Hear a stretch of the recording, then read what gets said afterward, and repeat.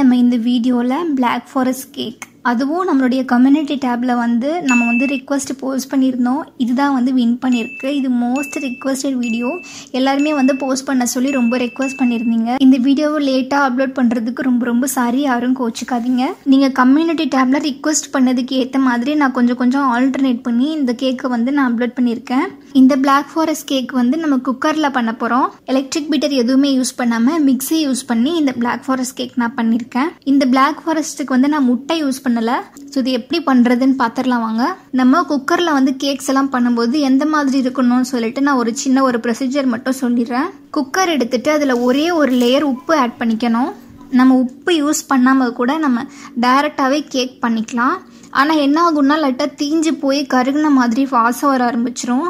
அந்த ரீசனுக்காக நம்ம உப்பு ஆட் பண்ணிட்டோம் அப்படின்னா நமக்கு நல்லா பர்ஃபெக்டான எந்த ஒரு வாசனையுமே இல்லாமல் பர்ஃபெக்டாக நம்ம அவனில் பண்ண மாதிரியே கேக் பண்ணிக்கலாம். அதே மாதிரி நான் திருப்பி சொல்கிற ஒரே விஷயம் தான், உப்பு வேஸ்ட் ஆகாது, கரிஞ்சு போகாது, லைட்டாக கலர் மட்டும் சேஞ்ச் ஆகும். இது தேயாது, ஒன்றுமே ஆகாது. ஸோ நம்ம ஒரு முறை உப்பு ஆட் பண்ணிட்டோம் அப்படின்னா திருப்பி நம்ம ஸ்டோர் பண்ணி எப்போல்லாம் கேக்கு அந்த மாதிரிலாம் பண்ணுறோமோ அப்போல்லாம் இந்த சால்ட்டை ரீயூஸ் பண்ணிக்கலாம். ஒரு முறை நீங்கள் உப்பை யூஸ் பண்ணிட்டீங்க அப்படின்னா அதை திருப்பி ஒரு பாக்ஸில் போட்டு ஸ்டோர் பண்ணி வச்சுக்கலாம்.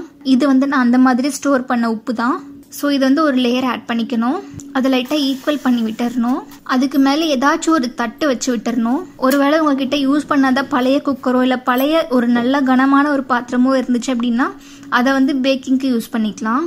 இப்போ அவ்வளோதான், பேஸ் நமக்கு ரெடி ஆயிடுச்சு. இப்போ குக்கர் மூடியில் கண்டிப்பாக விசில் போடவே கூடாது. நெக்ஸ்ட் கேஸ்கெட்டும் போடக்கூடாது. குக்கர் மூடியில் கேஸ்கட்டையும் விசிலையும் ரெண்டையுமே ரிமூவ் பண்ணி விட்டுறணும். ஸோ இதை நம்ம டைரெக்டாக மூடி போட்டு மூடி வச்சுக்கலாம். ஒருவேளை உங்களுக்கு குக்கர் ஃபுல்லாக க்ளோஸ் பண்ணுறதுக்கு பயமாக இருந்தது அப்படின்னா நீங்கள் மூடியை திருப்பி கூட இந்த மாதிரி க்ளோஸ் பண்ணி கேக்ஸ் எல்லாம் பண்ணிக்கலாம். ஆனால் ஒன்றுமே ஆகாது, பயப்படவே தேவையில்ல. நம்ம கேஸ்கட்டையும் விசிலையும் ரிமூவ் பண்ணிட்டோம் அப்படின்னா நம்ம நார்மலாக எப்பயுமே குக்கரை மூடுற மாதிரி மூடி யூஸ் பண்ணிக்கலாம். பாருங்க, இந்த மாதிரி தான் நம்ம ஒரு கேக் பண்ணுறதுக்கு குக்கரை இந்த மாதிரி தான் ரெடி பண்ணிக்கணும். அடுத்து கேக் டின்னு.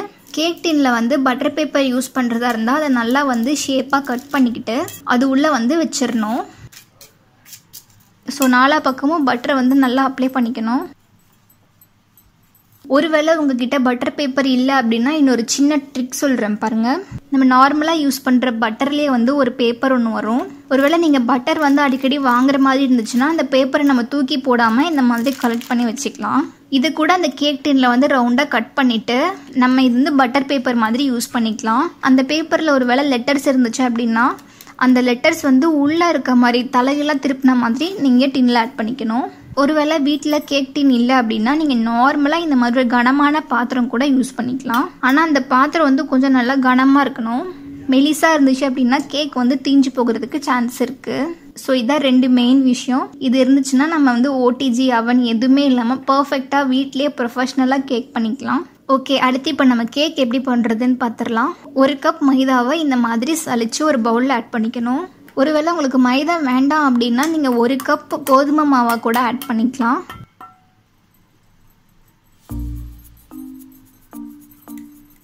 அதுலேயே 1/4 கப் கொக்கோ பவுடர் ஆட் பண்ணிக்கணும்.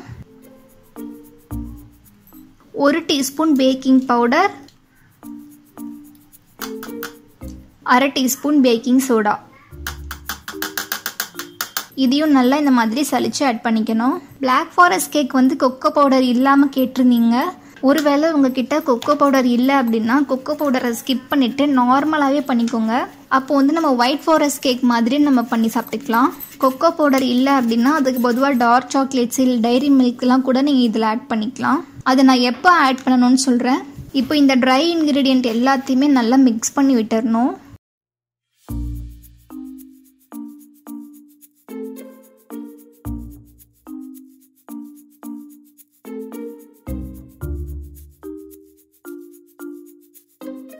இப்போ நம்ம கேக் செய்யறதுக்கு இந்த ட்ரை இன்க்ரீடியன்ட் ரெடி ஆயிடுச்சு. இப்போ இந்த Black Forest கேக் நான் முட்டை யூஸ் பண்ணாம தான் பண்ண போறேன். அதுக்காக 1 கப் பாலில் 1/2 லெமன் ஜூஸை இந்த மாதிரி பிழிஞ்சு விட்டுறணும். இதை நல்லா மிக்ஸ் பண்ணி விட்டுறணும். இது ஒரு 5 மினிட்ஸ் வச்சுட்டோம் அப்படின்னா இதுவே நமக்கு ஃப்ரெஷ்ஷான பட்டர் மில்க் நமக்கு கிடைக்கும். நம்ம இந்த மாதிரி ஃப்ரெஷ்ஷாக பட்டர் மில்க் யூஸ் பண்ணும்போது நமக்கு கேக் டேஸ்ட் ரொம்பவே சூப்பராக இருக்கும்.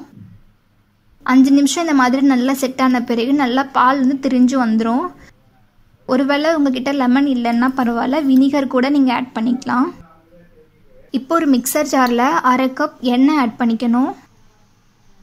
நான் வந்து கோல்டு வின்னரில் ரீஃபைண்ட் ஆயில் யூஸ் பண்ணியிருக்கேன். இப்போ இதுலேயே 1/2 கப் சர்க்கரை ஆட் பண்ணிக்கணும். ஒருவேளை உங்கள்கிட்ட பவுடர் சுகர், ஐசிங் சுகர் இருந்தால் கூட நீங்கள் 1/2 கப் ஆட் பண்ணிக்கலாம். இப்போ இதிலே நம்ம ரெடி பண்ணி வச்சுருந்த பட்டர் மில்க் 1 கப் ஆட் பண்ணிக்கணும். ஒரு நல்ல ஒரு ஃப்ளேவருக்காக 1/2 டீஸ்பூன் வெனிலா எசன்ஸ் ஆட் பண்ணிக்கணும். ஒருவேளை உங்ககிட்ட வெனிலா எசன்ஸ் இல்லாட்டியும் பரவாயில்ல, ஸ்கிப் பண்ணிடுங்க. நான் இன்னும் கொஞ்சம் நல்ல ஒரு ஃப்ளேவருக்காக 1 டீஸ்பூன் காஃபி பவுடர் ஆட் பண்ணிக்கிறேன். இது வந்து ஆப்ஷனல் தான், இருந்துச்சுன்னா நீங்களும் ஆட் பண்ணிக்கோங்க. இப்போ இது ஒரு மூடி போட்டுட்டு அரைக்க ஆரம்பிச்சிடலாம். அரைக்கும் போது நம்ம ஸ்லோ ஸ்பீட் இல்லைனா மீடியம் ஸ்பீட்லாம் யூஸ் பண்ண போகிறதே கிடையாது. நம்ம மிக்சிலே வந்து ரிவர்ஸாக அரைக்கிறதுக்காக ஒரு பட்டன் இருக்கும், செக் பண்ணி பார்த்தீங்கன்னா தெரியும். ரிவர்ஸாக நம்ம அரைக்கணும், அதாவது 1 ஸ்பீட் 2 ஸ்பீட் அதெல்லாம் எதுவுமே யூஸ் பண்ணக்கூடாது. ரிவர்ஸில் அரைக்கிற அந்த ஸ்பீட் பட்டன் மட்டும்தான் யூஸ் பண்ணணும். அந்த மாதிரி அரைக்கும் போது தான் நமக்கு வந்து மிக்சர் ஜார் வந்து சீக்கிரமாக ஹீட் ஆகாமல் இருக்கும். ஒரு சில மிக்சிலெல்லாம் பார்த்தீங்கன்னா அதுலேயே வந்து விப் அப்படின்ற ஆப்ஷனே கொடுத்துருப்பாங்க. அந்த விப்புன்ற ஆப்ஷன் தான் ரிவர்ஸ் பட்டன். ஸோ அந்த ரிவர்ஸை மட்டும்தான் நம்ம திருப்பி திருப்பி யூஸ் பண்ணிக்க போகிறோம். 1 ஸ்பீட் 2 ஸ்பீட் இல்லை ஹை ஸ்பீட் எதுவுமே யூஸ் பண்ண போகிறது கிடையாது. ஸோ இந்த மாதிரி ரிவர்ஸில் வந்து விட்டு விட்டு அரைக்கணும்.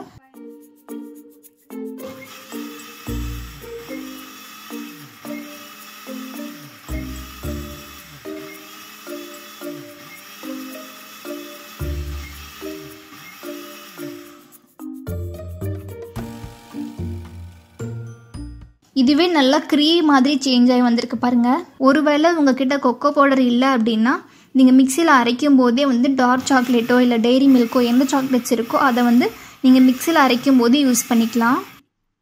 ஸோ இப்போ நல்லா அரைச்சாச்சு. ஜஸ்ட் ஒரு 5 மினிட்ஸ்க்கு நல்லா இந்த மாதிரி க்ரீமாக சேஞ்ச் ஆகிற வரைக்கும் அரைச்சா போதும். இப்போ இதை வந்து ஒரு பவுலுக்கு மாற்றிடலாம்.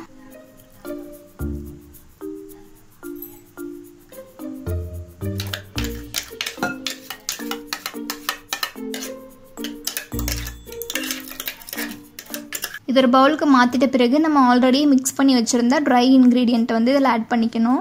ஆட் பண்ணிவிட்டு நல்லா மிக்ஸ் பண்ணி விட்டுறணும்.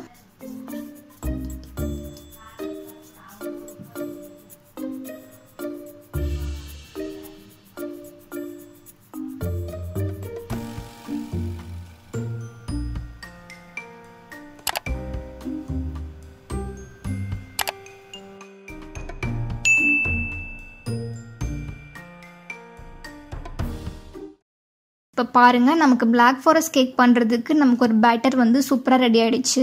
இதை வந்து நம்மளுடைய கேக் டின்னில் வந்து ஆட் பண்ணிக்கலாம். என்கிட்ட சின்ன 6 இன்ச் கேக் டின் இருக்கிறதால நான் வந்து 2 முறை வந்து இந்த கேக்கை பேக் பண்ணி எடுத்துக்கிறேன். நீங்கள் கேக் டின் எடுத்தாலோ இல்லை பாத்திரம் யூஸ் பண்ணாலோ ஃபுல்லாக அந்த பாத்திரமோ இல்லை கேக் டின்னோ நிறைய அளவுக்கு ஆட் பண்ணக்கூடாது. பாருங்கள், இந்த மாதிரி அரைவாசி இருக்கிற வரைக்கும் தான் ஆட் பண்ணணும். ஏன்னா கேக் நல்லா குக்காகி வரும்போது அப்படியே நல்லா டபுள் ஆகும். நம்ம பாத்திரம் நிறைய இந்த மாதிரி பேட்டரை ஆட் பண்ணிட்டோம் அப்படின்னா அது அப்படியே நிறைஞ்சு அப்படியே ஃபுல்லாகி வரும். ஸோ அதுலேயே நமக்கு பாதி கேக் வேஸ்ட் ஆகவும் சான்ஸ் இருக்குது. ஸோ கேக் டின்னில் அரைவாசி இல்லை முக்கால்வாசி இருக்க வரைக்கும் ஆட் பண்ணால் போதும். இப்போ நம்ம குக்கரை வந்து ஒரு 10 நிமிஷம் ப்ரீ ஹீட் பண்ணிடணும். 10 நிமிஷம் ப்ரீ ஹீட் பண்ண பிறகு நம்மளுடைய கேக் டின்னை வந்து இதில் வச்சிடணும். இப்போ இது ஒரு மூடி போட்டு 30லேருந்து 35 நிமிஷம் வரைக்கும் நல்லா குக் பண்ணிக்கணும். இப்போ இது வேகட்டும். இதுக்கடையில் செர்ரி சிரப் பண்ணிடலாம். இதுக்கு வந்து 1/2 கப் தண்ணியை ஒரு பவுலில் ஆட் பண்ணிக்கணும். 1/2 கப் தண்ணிக்கு 1/4 கப் சுகர் ஆட் பண்ணால் போதும். இதுலேயே ஒரே ஒரு டேபிள் ஸ்பூன் செர்ரி ஆட் பண்ணிக்கணும். இந்த சக்கரை வந்து நல்லா கரைஞ்சி வந்தாலே போதும். நமக்கு திக்காகி அப்படி பாகு மாதிரி ஆகணும்லாம் அவசியம் இல்லை.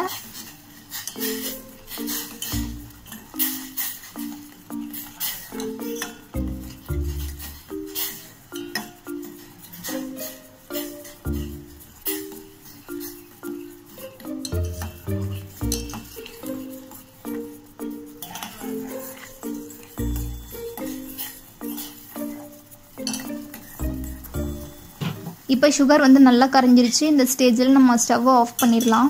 அடுத்து இந்த பிளாக் ஃபாரஸ்ட் கேக்கு நான் சாக்லேட் கனாஷ் வந்து யூஸ் பண்ண போகிறேன். இது எப்படி பண்ணணும் அப்படின்னா, ஒரு பாத்திரத்தில் 1/4 கப் கொக்கோ பவுடர் ஆட் பண்ணிக்கணும். அதுலேயே 2 டீஸ்பூன் கார்ன்ஃப்ளவர் ஆட் பண்ணிக்கணும். ஒருவேளை உங்ககிட்ட கார்ன்ஃப்ளவர் இல்லை அப்படின்னா 2 டீஸ்பூன் மைதா கூட ஆட் பண்ணிக்கலாம். இதிலேயே 1/4 கப் சர்க்கரை ஆட் பண்ணிக்கணும். இதை நல்லா மிக்ஸ் பண்ணி விட்டுருங்க.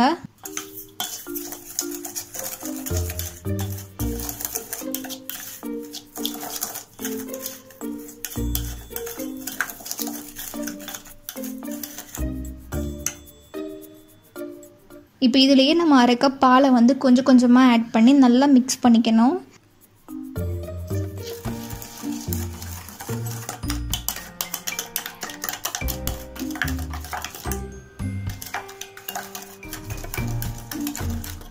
ஸோ பாலை வந்து கொஞ்சம் கொஞ்சமாக ஆட் பண்ணி நல்லா மிக்ஸ் பண்ணிக்கணும், கட்டியே சேராமல்.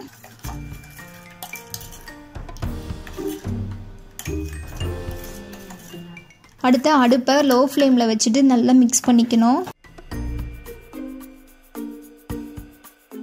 ஒரு 5 minutes மிக்ஸ் பண்ணாலே போதும், நமக்கு சாக்லேட் கனாஷ் வந்து கிடச்சிரும். 5 நிமிஷம் கூட ஆகலை, நல்லா இந்த மாதிரி கனாஷ் வந்து ரெடி ஆகி வந்துருச்சு. ரொம்ப கெட்டியாக்கிற வேணாம். ஒருவேளை நீங்கள் ஓவர் குக் பண்ணி ரொம்ப கெட்டியாக்கிட்டீங்க அப்படின்னா ஒன்றும் இல்லை, லைட்டாக கொஞ்சமாக வாட்டர் ஆட் பண்ணி லைட்டாக மிக்ஸ் பண்ணிங்க அப்படின்னா லைட்டாக லிக்விட் மாதிரி வந்துடும். ஸோ ரொம்பவும் லிக்விடாகவும் இருக்கக்கூடாது, ரொம்பவும் திக்காகவும் இருக்கக்கூடாது, ஓரளவுக்கு மீடியமாக இருக்கணும். இப்போ கேக்கு ஒரு 30 நிமிஷம் நல்லா குக் ஆகிடுச்சு. இந்த மாதிரி ஒரு ஸ்டிக்கு வச்சு லைட்டாக நம்ம டிப் பண்ணும் பொழுது நமக்கு ஒட்டாமல் வரணும். ஒருவேளை ஒட்டுச்சு அப்படின்னா இன்னொரு 5 minutes வந்து நம்ம குக் பண்ணிக்கலாம். ஸோ இந்த கேக் வந்து நல்லா ஒட்டாமே வந்துருச்சு. நீங்கள் 20 நிமிஷத்தில் கூட ஜஸ்ட்டு ஓப்பன் பண்ணி வெந்துருச்சா அப்படின்னு சொல்லி ஒரு ஸ்டிக் வச்சு செக் பண்ணி பார்த்துக்கலாம். ஒரு சின்ன டிப்ஸ் சொல்கிறேன். இப்போ நம்ம கேக்கை குக் பண்ணதையுமே உடனேயே அப்படியே இதிலேருந்து ரிமூவ் பண்ணக்கூடாது. ஒரு 10 நிமிஷம் நல்லா ஆற விடணும். நல்லா ஆறின பிறகு தான் வந்து இந்த டின்ல இருந்து ரிமூவ் பண்ணணும். நீங்கள் சுட சுட இந்த கேக்கை வந்து ரிமூவ் பண்ணிட்டீங்க அப்படின்னா கண்டிப்பாக அது வந்து பிஞ்சு போக சான்ஸ் இருக்குது. ஸோ இதை நல்லா ஆறின பிறகு தான் இந்த கேக் டின்லேருந்து ரிமூவ் பண்ணணும்.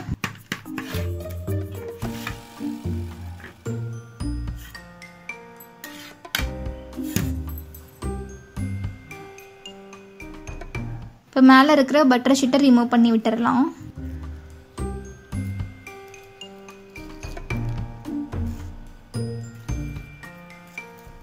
ஸோ இப்போ நான் வந்து 2 கேக்கும் ரெடி பண்ணி எடுத்துட்டேன். ஸோ ஒரு கேக் பார்த்தீங்க அப்படின்னா லைட்டாக ஓரத்தில் வந்து பிஞ்சு போச்சு. நான் ஆறுறதுக்கு முன்னாடியே வெளியே எடுத்துட்டேன்.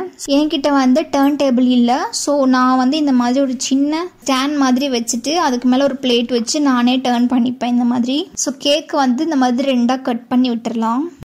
இந்த மாதிரி நான் ஒரு செரேட்டட் நைஃப் வச்சு கேக்கை 2ஆக கட் பண்ணிக்கிறேன்.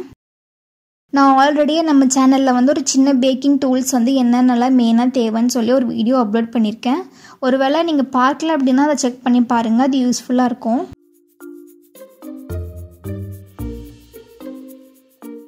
அடுத்து நம்ம விப்பிங் க்ரீம் வந்து அப்ளை பண்ண ஆரம்பிச்சிடலாம். இந்த க்ரீம் வந்து நான் விப்பிங் க்ரீம் யூஸ் பண்ணியிருக்கேன். ஆல்ரெடி இந்த பிளாக் ஃபாரஸ்ட் கேக்கே ரொம்ப லென்த்துக்கு இந்த வீடியோ போயிட்டுருக்கு. நெக்ஸ்ட் வீடியோவில் வந்து இந்த க்ரீம் எப்படி பண்ணணும்னு சொல்லி நான் ஒரு வீடியோ அப்லோட் பண்ணுறேன். இந்த கேக் பண்ணுறதுக்கு முன்னாடி நம்ம ஸ்டிஃபாக இருக்கிறதுக்காக ஒரு பிளேட்டில் ஃபஸ்ட்டு க்ரீம் அப்ளை பண்ணிக்கணும்.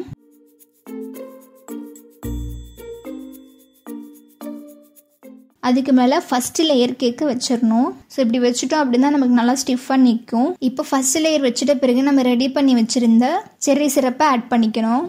ஜஸ்ட்டு செர்ரி சிரப்புடைய வாட்டர் மட்டும் ஆட் பண்ணணும்.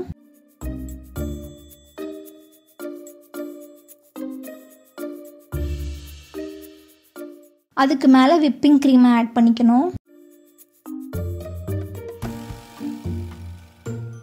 ஆட் பண்ணிவிட்டு லைட்டாக இந்த மாதிரி ஈக்குவல் பண்ணி விட்டுருங்க.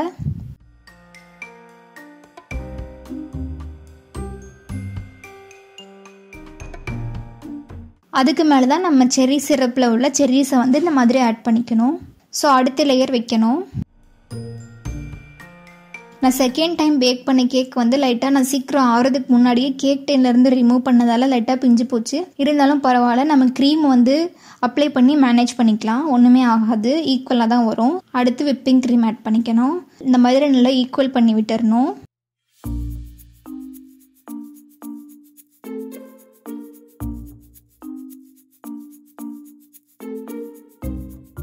அடுத்த லேயர் வைக்கணும்.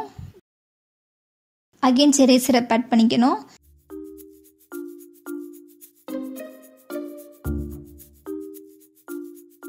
நெக்ஸ்ட்டு விப்பிங் க்ரீம் ஆட் பண்ணிவிட்டு லைட்டாக ஈக்குவல் பண்ணி விட்டுறணும். பேலன்ஸ் இருக்கிற எல்லா செர்ரிஸும் இது மேலே ஆட் பண்ணிக்கலாம். இப்போ மேலே வைக்கிற ஃபைனல் லேயர் வந்து என்றைக்குமே பர்ஃபெக்டாக இருக்க மாதிரி வச்சுக்கோங்க. நம்ம இடையில வைக்கிற லேயர்லாம் வந்து கொஞ்சம் பர்ஃபெக்டாக இல்லாட்டியும் பரவாயில்ல, இல்லை பிஞ்சு இருந்தாலும் பரவாயில்ல, நம்ம க்ரீம் வச்சு அப்ளை பண்ணி மேனேஜ் பண்ணிக்கலாம். நம்ம மேலே வைக்கிற லேயர் வந்து கொஞ்சம் பர்ஃபெக்டாக இருந்தால் தான் நமக்கு வந்து மேலே உள்ள ஷேப் வந்து கரெக்டாக இருக்கும். ஒரு சிலர் வந்து கமெண்ட்ஸில் கேட்டிருந்தீங்க, சிஸ்டர் எந்த மாதிரி வந்து கேக் க்ரீம் வந்து கேக்கில் அப்ளை பண்ணணும் அப்படின்னு சொல்லிட்டு. எனக்கு வந்து ப்ரொஃபஷ்னலாக அந்த சம் ட்ரிக்ஸ் எல்லாம் தெரியாது. நமக்கு பார்க்கும்போதே தெரியும் பர்ஃபெக்டாக ஓரளவுக்கு வர்ற மாதிரி இருக்கும் பார்த்தீங்களா, அந்த மாதிரி தான் நான் பண்ணுவேன். ஸோ கண்டிப்பாக நான் நல்லா லேர்ன் பண்ண பிறகு ஃப்யூச்சரில் ஒரு வீடியோ உங்களுக்காக நான் அப்லோட் பண்ணுவேன்.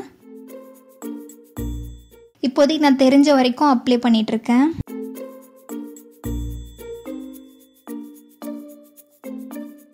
ஓரளவுக்கு கேக் ஃபுல்லாகவே வந்து க்ரீம் வச்சு கவர் பண்ணியாச்சு.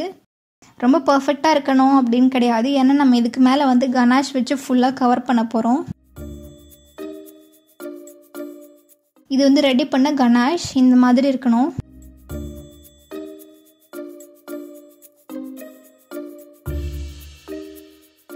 இதுக்கு மேலே ஆட் பண்ணிவிட்டு எல்லா பக்கமும் நல்லா ஸ்ப்ரெட் பண்ணி விட்டுறணும். நம்ம சாக்லேட் கனாஷ் ஆட் பண்ணதையுமே தயவு செஞ்சு மேலே டெக்கரேட் எதுவும் பண்ணாதீங்க. இது 1 மணி நேரம் நல்லா ஃப்ரிட்ஜில் வச்சு செட் ஆன பிறகு தான் வந்து நம்ம இதுக்கு மேலே டெக்கரேட் பண்ணணும்.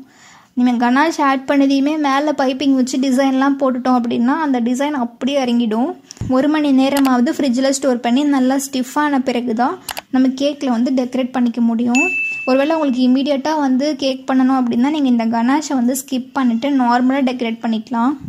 ஸோ 1 மணி நேரம் நான் வந்து ஃப்ரிட்ஜில் வச்சு எடுத்துட்டேன். இது நல்லாவே செட் ஆயிடுச்சு. ஸோ இதுக்கு மேலே வந்து நம்ம ரெடி பண்ணி வச்சுருந்த விப்பிங் க்ரீமை வச்சு டெக்கரேட் பண்ணிக்கலாம். நான் பெரிய சைஸில் ஸ்டார் நாசல் யூஸ் பண்ணி இந்த மாதிரி டிசைன் பண்ணிகிட்ருக்கேன். ஜஸ்ட்டு க்ரீம் அப்ளை பண்ணி லைட்டாக ரொட்டேட் பண்ணாலே அழகாக ஃப்ளார் மாதிரி வந்துடும். இந்த பெரிய சைஸ் நாசல் இருந்துச்சு அப்படின்னா யார் வேணாலும் அழகாக டெக்கரேட் பண்ணிக்கலாம்.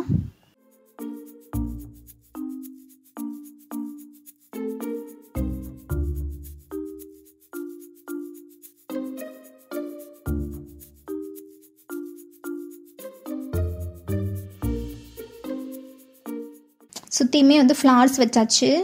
இடையில கொஞ்சம் கேப்ஸ் இருக்கும். அந்த கேப்ஸை ஃபில் பண்ணுறதுக்காக லைட்டாக வந்து ஒரு டாட் மாதிரி வச்சு எடுத்தோம்னா அதுவும் வந்து ஒரு சின்ன ஃப்ளார் மாதிரி தெரியும் பார்க்குறதுக்கு. அந்த எம்டி ஸ்பேஸை வந்து நம்ம கவர் பண்ண மாதிரி இருக்கும். ஓரளவுக்கு நம்ம வந்து கவர் பண்ணியாச்சு. சென்டரில் வந்து ஒரு சின்னதாக ஒரு ஃப்ளார் போட்டு விட்டுடலாம். நெக்ஸ்ட்டு கீழே வந்து கேக்குடைய பார்டரை வந்து கவர் பண்ணுறதுக்காக அதே ஸ்டார் நாசல் யூஸ் பண்ணி லைட்டாக ஒரு டாட் மாதிரி வச்சு தான் நான் எடுக்கிறேன். அதுவே வந்து ஒரு சூப்பர் டிசைனாக நமக்கு கிடைக்கும். இப்போ என்டையர் கேக்கும் வந்து விப்பிங் க்ரீம் யூஸ் பண்ணி டெக்கரேட் பண்ணியாச்சு. ஃபைனலாக வந்து நம்ம பிளாக் ஃபாரஸ்ட்க்கு செர்ரிஸ் ரொம்ப இம்பார்ட்டன்ட். நம்ம சுற்றியே நம்ம டெக்கரேட் பண்ணியிருக்கோம், அதுக்கு மேலே செர்ரிஸ் வச்சு விட்டுறணும். ஸோ செர்ரிஸ் வச்சாச்சு. ரொம்ப சூப்பரான பிளாக் ஃபாரஸ்ட் கேக் வந்து வீட்டிலே பண்ணியாச்சு. எப்படியோ அங்கே இங்கே கொஞ்சமாக சொதப்பினாலும் ஃபைனல் அவுட்புட் ஓரளவுக்கு நல்லாவே வந்திருக்கு. இதை கட் பண்ணி காட்டுறேன் பாருங்கள். இந்த செரட்டட் நைஃபை நான் இப்போ தான் ஃபஸ்ட் டைம் யூஸ் பண்ணுறேன். கேக்கே கட் பண்ணுறதுக்கு ரொம்பவே சூப்பராக இருக்குது. லைட்டாக ப்ரெஸ் பண்ணாலே அப்படியே சாஃப்டாக கட் பண்ண முடியுது.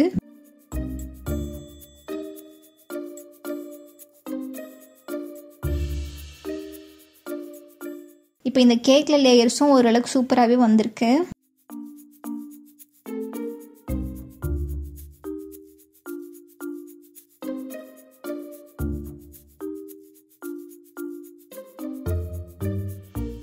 ரொம்ப சாஃப்டாக ஸ்மூத்தாக இருந்தது சாப்பிட்றதுக்கு.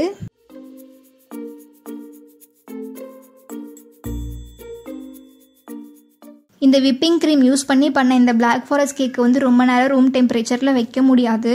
நீங்கள் சீக்கிரமாக டிசைன் பண்ணிவிட்டு ஃப்ரிட்ஜில் தூக்கி வச்சிடணும்.